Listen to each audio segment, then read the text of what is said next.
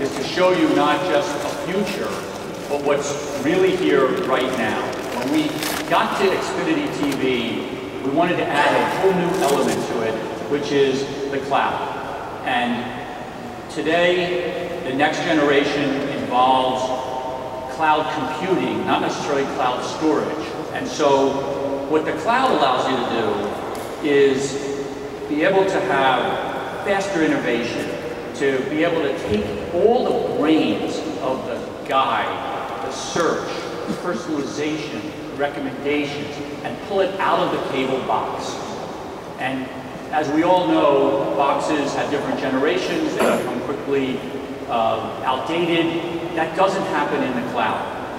And so what I want to show you is really happening. When you walk out of here, you can come over to our Comcast booth, and this is the next generation of Xfinity TV. So let's turn it on. So the first thing you'll see is we're watching ESPN television.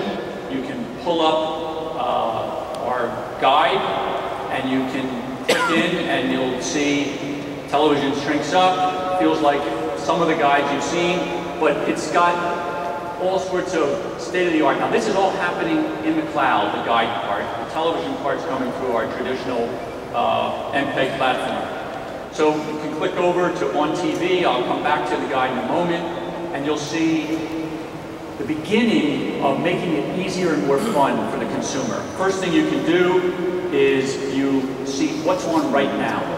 I can see what's on all television. I can just say what's for movies, what's for kids, what sports is on, and it tells you it's a different way to navigate.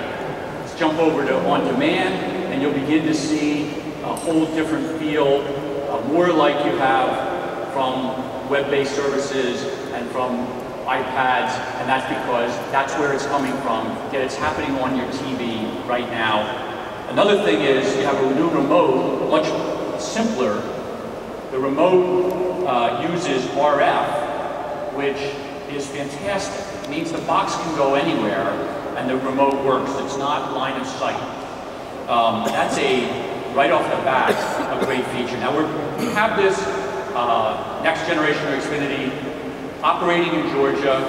This really is live in its product nature, and it can be innovated and changed on the fly, in the cloud, and then it changes all over the country instantaneously. Okay, so let's go back and start with the guide.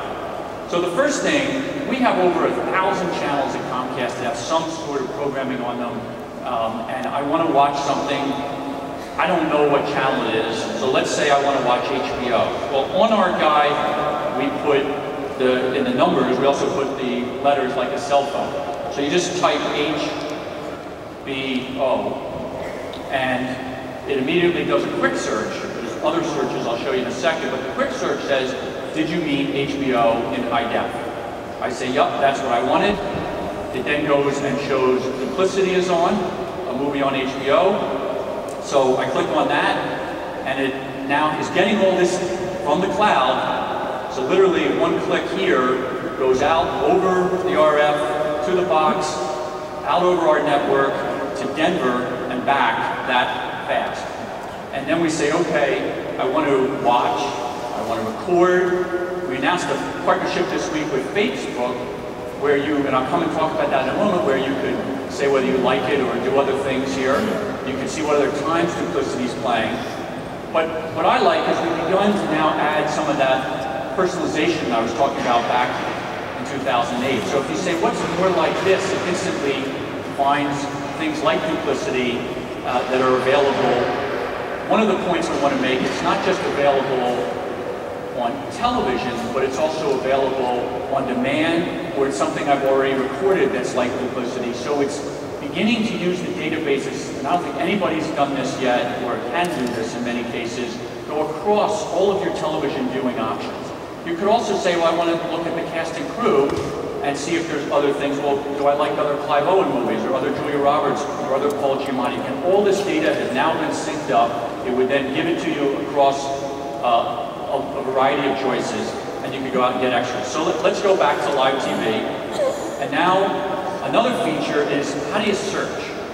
So is search a destination, or is search just part of your television viewing experience. So I'm sitting here, we're in Chicago. Gee, I'm interested in the Cubs. By the way, not really. So we sit there and we take our keyboard. It doesn't have to just be a channel. So I type in C, U, B, and it did a longer search this time, and it would say, okay, did you mean QVC, which is channel 282, also with Cubs, so CUB spelled out. No, I meant Chicago Cubs, so we click into there. Now, what you'll see, what comes up is a couple of interesting choices. First thing is, would you like some more information? So let's click that for the second. And it would say, now right now, we don't have a lot of more information on the Cubs, because that's where we are at this moment. In a couple months, this would say, the Cubs are playing right now, the Cubs played last night, here are the standings, here's the box score, here's the game right now. Because again, we're just pulling it from the cloud. But it also lets us set a favorite, so let's go ahead and do that, and we'll come back and see that later. So let's go back to my search results. And what you'll see here is sort of what I was saying is, okay, I recorded a game, but I also have a game on the MLB network that's coming up. There's a game on Comcast Sportsnet, there's a game on Fox, and oh, by the way, the Cubs were featured, their management, in an on-demand undercover boss. It allows you, as the viewer, to say, I'm passionate about the Cubs, I'm not necessarily passionate where they are at this moment. You solved that problem for me, so I know where I can view it. Okay, let's go back to watching television. Another popular feature with our remotes today is the last button.